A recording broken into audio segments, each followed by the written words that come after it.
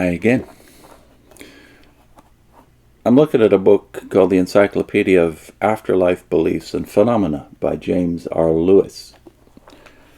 I have a book in my collection by Sir Arthur Conan Doyle, whom you will be familiar with as the author of the stories about the world's most famous fictional detective, Sherlock Holmes. What's less known, and what I didn't know until I obtained this book and other books about spiritism and spiritualism in the 19th and 20th centuries, is that Conan Doyle's great enthusiasm was mediums and spiritualism. Around the First World War, there was a great upsurge in interest in this subject. Obviously, like the Civil War before it, a lot of people who were bereaved were looking for answers, assurance about their relatives and their whereabouts. Arthur Conan Doyle was perhaps the most famous figure involved in these movements. Here's what Lewis has to say about Doyle's interest in spiritualism. Creator of the famous detective Sherlock Holmes, Sir Arthur Conan Doyle, who lived from 1859 to 1930, profoundly believed in spiritualism and in the power of mediums. After participating in table-turning seances at the home of the mathematician General Drayson, he became interested in paranormal phenomena and joined the Society for Psychical Research. Doyle embraced the faith of spiritualism after 30 years of study and started lecturing with his second wife, who also began automatic writing after the loss of her brother during World War I. He lectured in Northern Europe, South Africa, the United States, and New Zealand, and published The New Revelation, that is in 1918, and The Vital Message in 1919.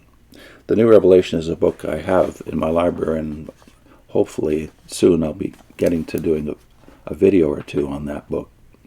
Doyle supported spirit photography and the search for proof of faeries, which had interested him all his life. He was particularly excited by a letter received from a spiritualist friend who maintained that the existence of faeries could be proven through photographs taken in Yorkshire by two young girls, Elsie Wright and her cousin Frances Griffiths. The theosophist Edward L. Gardner, who was asked to investigate, pronounced the photographs genuine, although they looked fake. Doyle's Coming of Faeries, published in 1922, contained a full account of the two girls' case and documented other faerie evidence. But upon his return from a trip to Australia, he found out that the photographs had been pronounced false and that he was the victim of a hoax, admitted later by the two girls. In 1923, the Doyles were warned against the evil nature of the world by Phineas, an Arabian spirit with whom Lady Doyle was in contact, and were told that their task was to prepare people's minds for a conflagration that was supposed to happen in 1925. Phineas later informed them about the details, and Doyle kept notes of the prophesied events.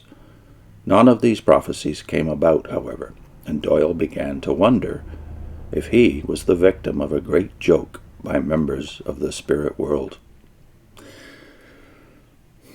So the books that are referenced here are Arthur Conan Doyle, Coming of the Faeries, 1922, The Edge of the Unknown, published in 1968, and Nandor Fodor, an Encyclopedia of Psychic Science, 1966, but originally published in 1933 at the height of the spiritualist movement. I'll put in a link to the fascination the Watchtower once had with 1925, and the fact they're still referencing the book that made this date so prominent in their preaching work from 1918 to 1925. Millions now living will never die. And we asked the question in this video, has governing body member David Splane even read the book Millions Now Living Will Never Die? In which case, he will not know that the great emphasis was that the end of the world was to come around that time. The end of the current world, not the end of men. In those days, they didn't believe that Armageddon would wipe out all men on the planet. But the great change was to happen in 1925 because it was a Jubilee year and because they could expect the great saints of the Old Testament to come back in that year or shortly after. So that video about David Splane and the Millions book is on your screen. See you soon.